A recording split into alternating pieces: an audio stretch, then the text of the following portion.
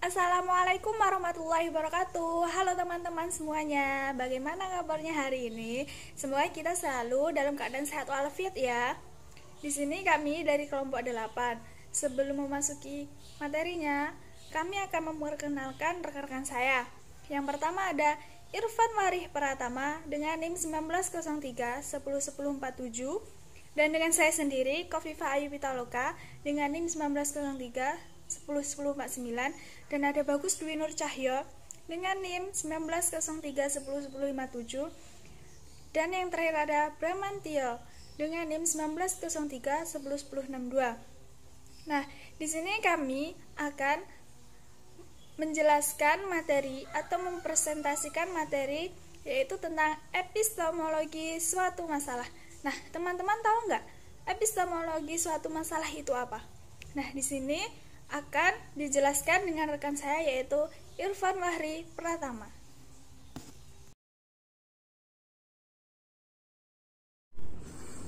Assalamualaikum warahmatullahi wabarakatuh. Perkenalkan, nama saya Irfan Wahri Pratama dari akuntansi 3A NIM 1903101047 akan mempresentasikan tentang apa yang dimaksud dengan epistemologi. Langsung saja kita langsung ke penjelasannya. Istilah epistemologi berasal dari bahasa Yunani yaitu epistemos yang berarti pengetahuan dan logos berarti perkataan, pikiran atau ilmu. Kata episteme dalam bahasa Yunani berasal dari kata kerja episteme, artinya menundukkan, menempatkan atau meletakkan. Maka secara harfiah episteme berarti pengetahuan sebagai upaya intelektual untuk menempatkan sesuatu dalam kedudukan setepatnya. Bagi suatu ilmu pertanyaannya mengenai definisi ilmu itu, jenis pengetahuannya, pembagian ruang lingkupnya, dan kebenaran ilmiahnya merupakan bahan-bahan pembahasan dari epistemologinya. Epistemologi sering juga disebut teori pengetahuan, theory of knowledge. Epistemologi lebih memfokuskan kepada makna pengetahuan yang berhubungan dengan konsep, sumber, dan kriteria pengetahuan, jenis pengetahuan, dan lain sebagainya.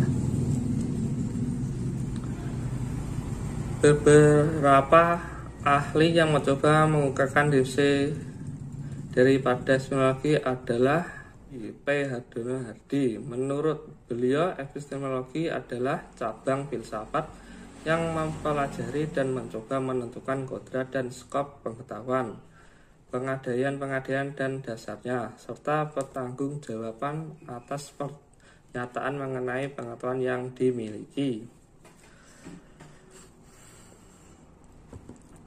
Tokoh lain yang mencoba mendefinisikan epistemologi adalah D.W.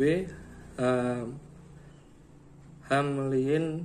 Beliau mengatakan bahwa epistemologi sebagai cabang filsafat yang berurusan dengan hakikat dan lingkungan pengetahuan, dasar dan pengadaian serta secara umum hal itu dapat diandalkan sebagai pengawasan bahwa orang memiliki pengetahuan.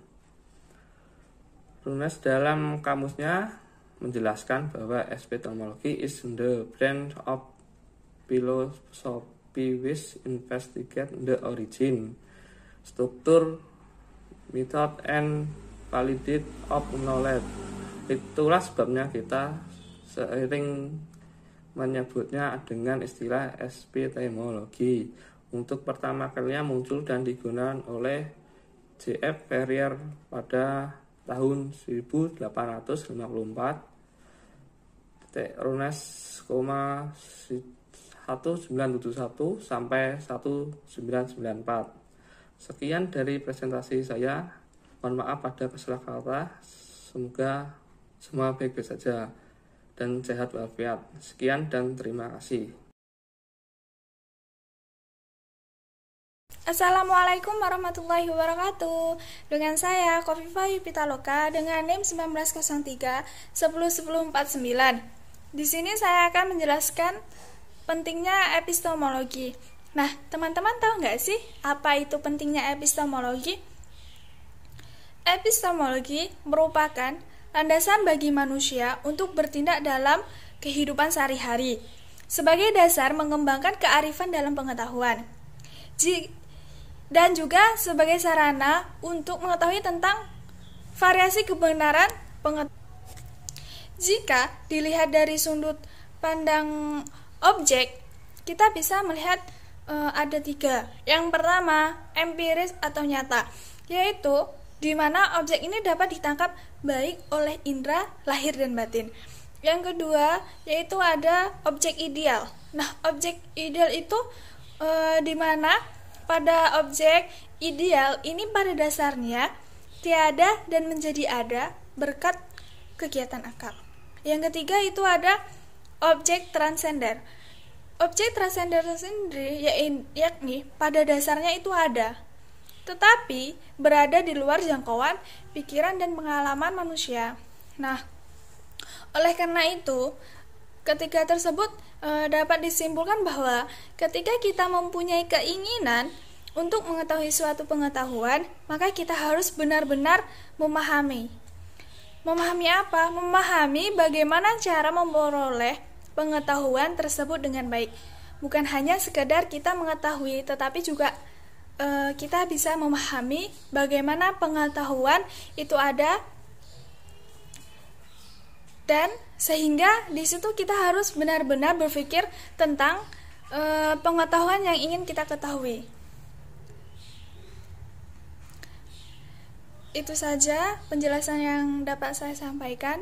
Nah, selanjutnya penjelasan akan disampaikan oleh rekan saya. Ya, dari saya sekian, terima kasih. Wassalamualaikum warahmatullahi wabarakatuh. Assalamualaikum warahmatullahi wabarakatuh. Saya Bagus Dr. Cahyo NIM 190310010157 akan menjelaskan metode-metode untuk memperoleh pengetahuan epistemologi. Yang pertama, empirisme. Kata empiris berasal dari kata Yunani empiriskos yang berasal dari kata empiria yang artinya pengalaman. Menurut aliran ini, manusia memperoleh pengetahuan melalui pengalamannya. Dan bila dikembalikan kepada kata Yunaninya, pengalaman yang dimaksud ialah pengalaman indrawi. Manusia tahu es dingin karena manusia menyentuhnya, gula manis karena manusia mencicipinya. John Locke pada tahun 1632 sampai 1704, yaitu seorang bapak aliran ini, pada zaman modern mengemukakan teori tabula rasa, yang secara bahasa berarti meja lilin. Maksudnya ialah bahwa manusia ini pada mulanya kosong dari pengetahuan. Lantas pengalamannya mengisi jiwa yang kosong itu. Lantas ia memiliki pengetahuan. Karena itulah metode penelitian yang menjadi tumpuan aliran ini adalah metode eksperimen. 2. Rasionalisme. Secara singkat, aliran ini menyatakan bahwa akal adalah dasar kepastian pengetahuan. Pengetahuan yang benar diperoleh dan diukur dengan akal. Manusia menurut aliran ini memperoleh pengetahuan melalui kegiatan akal menangkap objek. Bapak aliran ini adalah Descartes. Dalam aliran ini, rasio merupakan sumber kebenaran. Hanya rasio sajalah yang dapat membawa orang kepada kebenaran. Yang benar hanyalah tindakan akal yang terang benderang yang disebut ideas claires el distinctes, atau pikiran yang terang benderang dan terpilah-pilah. Ide terang benderang inilah pemberian Tuhan seseorang dilahirkan, idea innatea, atau ide bawaan. Sebagai pemberian Tuhan, maka tak mungkin tak benar, karena rasio saja yang dianggap sebagai sumber kebenaran. Aliran ini disebut rasionalisme. Aliran rasionalisme ada 2 macam, yaitu dalam bidang agama dan bidang filsafat. Dalam bidang agama, aliran rasionalisme adalah lawan otoritas dan biasanya digunakan untuk mengkritik ajaran agama. Adapun dalam bidang filsafat, rasionalisme adalah lawan empirisme dan sering berguna dalam menyusun teori pengetahuan.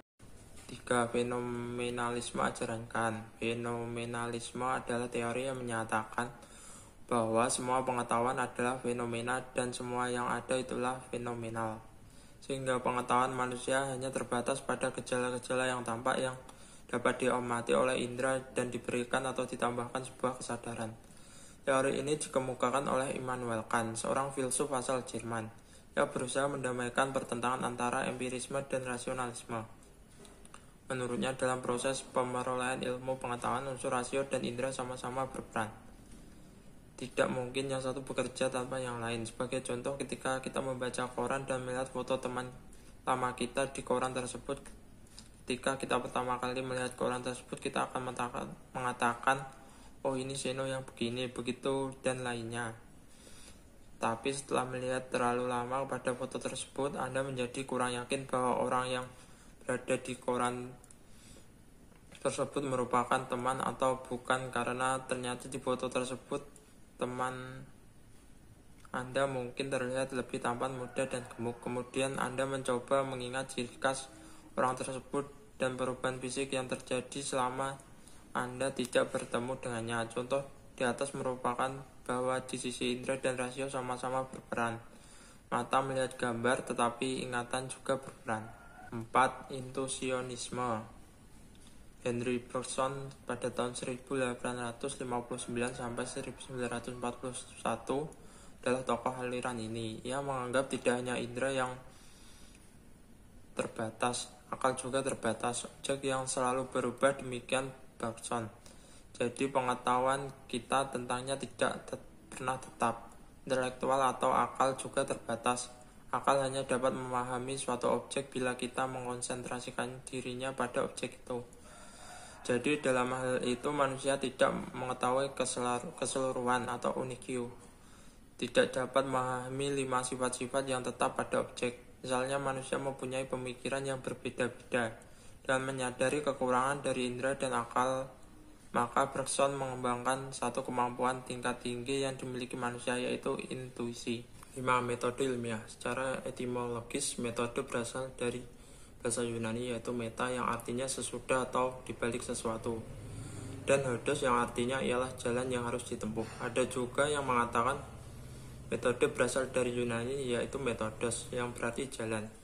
Sedangkan dalam bahasa Latin, metodus berarti cara. Metode menurut istilah adalah proses atau prosedur yang sistematik berdasarkan prinsip-prinsip dan teknik-teknik ilmiah yang dipakai oleh suatu disiplin atau bidang studi untuk mencapai suatu tujuan. Jadi, ia dapat dikatakan sebagai cara kerja ilmiah. Sekian presentasi dari saya, kurang lebihnya mohon maaf. Wassalamualaikum warahmatullahi wabarakatuh. Assalamualaikum warahmatullahi wabarakatuh. Di sini saya Bramantio Wahyu Birmantoro, NIM 1903101062 akan melanjutkan presentasi, yaitu apa saja ungkapan pada metode-metode epistemologi. Ungkapan pada metode-metode epistemologi dibagi menjadi 4, yaitu skeptisisme, yang kedua adalah realisme naif, yang ketiga adalah idealisme, dan yang keempat adalah realisme kritik. Langsung saja yang pertama, skeptisisme. Sikap skeptis adalah sebuah pendirian di dalam epistemologi atau filsafat pengetahuan yang menyaksikan kenyataan yang diketahui baik ciri-cirinya maupun eksistensinya. Para skeptikus ada sejak zaman Yunani kuno, tetapi di dalam filsafat modern, René Descartes adalah perintis sikap ini dalam metode ilmiah. Kesangsian Descartes dalam metode kesangsiannya adalah sebuah sikap skeptis, tetapi skeptisisme macam itu bersifat metodis, karena tujuannya akhirnya adalah untuk mendapatkan kepastian yang tak tergoyahkan, yaitu cogito atau subjektum sebagai instansi akhir pengetahuan manusia. Di dalam filsafat, di Hume kita menjumpai skeptisme radikal, karena ia tidak hanya menyaksikan hubungan-hubungan kausal, melainkan juga adanya substansi atau realistis akhir yang bersifat tetap. Yang kedua adalah realisme naif. Realisme naif beranggapan bahwa objek fisik bukan hanya mempunyai keberadaan sendiri lepas dari kegiatan pengindera kita, tetapi ada pada dirinya sendiri, yaitu persis sama dengan objek fisik yang secara langsung saya alami melalui indrawi pada saat dan tempat tertentu. Maksudnya, warna, bau, rasa, bentuk, ukuran, dan sebagainya dari benda tersebut pada dirinya memang sama persis dengan apa yang secara langsung ditangkap dengan indera saya. Di dalam realisme naif, keaktifan kejam belum disadari, dan manusia adalah dalam fase ini masih kurang kritis. Ia mirip dengan seorang anak yang menabrak kursi dan mengatakan kursi itu jahat. Jadi kehadiran dan keaktifan objek belum disadari. John Hoppers menjelaskan penganut paham realisme naif mendasari pandangan mereka pada beberapa hal. Yang pertama adalah di sana ada dunia fisik yang objektif. Yang kedua, pernyataan tentang dunia fisik yang objektif ini dikenal sebagai kebenaran melalui perasaan pengalaman. Yang ketiga, objek ini tidak ada hanya ketika mereka merasakan sesuatu, tetapi juga ketika mereka tidak merasakan sesuatu.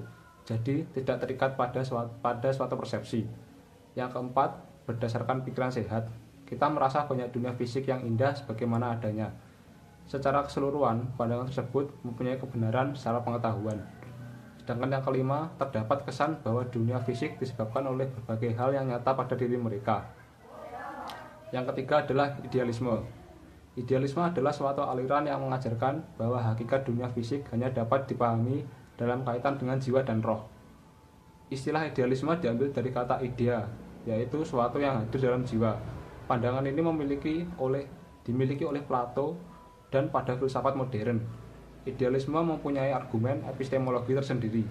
Oleh karena itu, tokoh-tokoh teisme yang mengajarkan bahwa materi tergantung pada spirit tidak disebut idealisme, karena mereka tidak menggunakan argumen epistemologi yang digunakan oleh idealisme.